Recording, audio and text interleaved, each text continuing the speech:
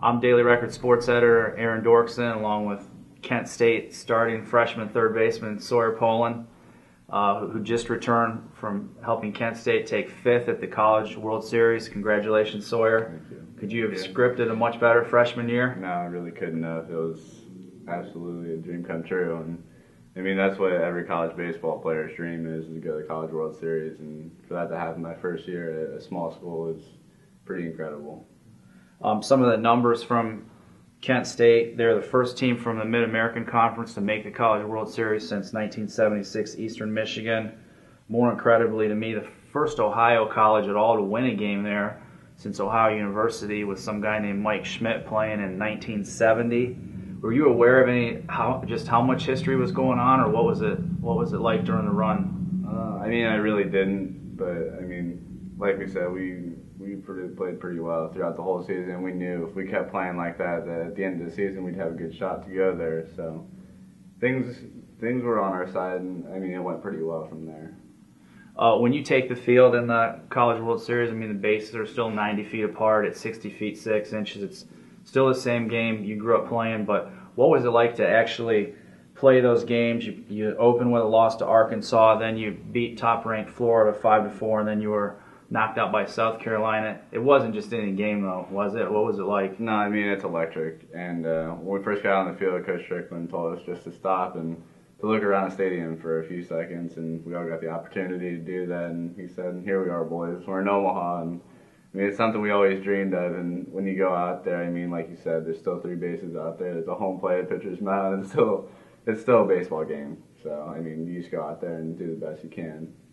I mean, last year your biggest game for varsity action was at Norwayne High School in Wayne County, playing a good Canton Central Catholic team, and now here you're on ESPN and 20 or 30,000 fans. And what was it like knowing that so many people were around the country were watching your games and following how you do? I mean, it's awesome. Like, I can't even describe the feeling that it gives you to know how much support is here in Worcester, let alone all around the country. Even out of the country, we had people from Afghanistan telling us that they were watching the games. And I mean, when you're out there, you see Florida on their jerseys, you see Arkansas on their jerseys, but it's still the same game in baseball. I mean, you could just easily take those name off and put a Canton Central Catholic on there.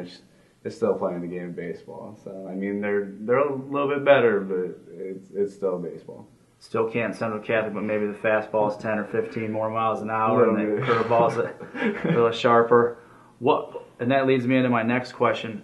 What was it like, the ups and downs? You know, you started out, the batting average wasn't where you wanted it. Then you really caught fire in the MAC, but then you kind of struggled early in the tournament. But he wound up hitting 400 at the College World Series to lead Kent State. Talk about trying to adapt to that kind of pitching. I mean, obviously it's an adjustment, and I mean, coming in, you see the scouting reports, you see, I mean, the guy that's throwing the slowest is probably 90, 91, and even Florida had a guy that was sitting at 95, 96 and touched 97, but it's all an adjustment, and I mean, that's part of being a baseball player. You got to make adjustments quickly, and that's kind of what separates the good players from the bad players. I mean, the ones who adjust quicker are the ones who will end up will be better at their job. Speaking of adjustments, you start out kind of playing third, second, but you settled in at third base. You'd been a shortstop mainly in high school, along with some pitching.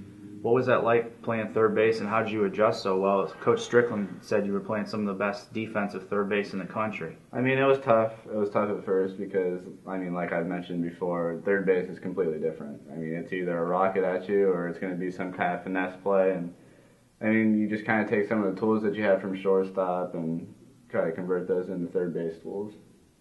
Do you have a personal favorite moment from the season, like something, a big game for you or a big hit? Wow, it really flashed by so fast that it's hard to think of one moment, but yeah. If I had to pick one, probably the final play at Oregon when, I mean, we were all sitting on the bench, we had the rally caps going, we saw our shortstop Jimmy Ryder just hit a little flare to the left field and see Todevine come around the bases and score in a dog pile. It was just, that was unbelievable. Yeah, that's a good pick.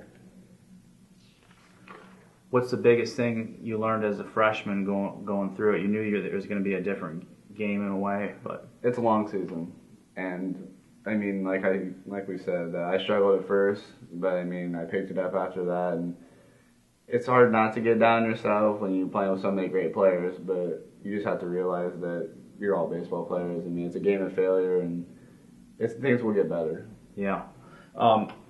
I know you're at least taking a break after playing 3 straight weeks of pretty much sudden death baseball. But tell us about your summer plans. And well, right now I have a week off, and then Friday I head to Dayton to play with the Dayton Docks for the rest of the summer, and at the end of July that'll be over, and then we go into August, a few weeks off, and I'll be right back into fall ball with Kent State.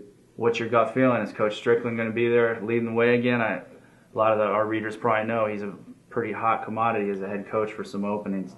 We believe he's going to be there. Well, congratulations. It's been a lot of fun for the area fans and for our reporters to follow your progress. I'd like to thank everybody for all that support.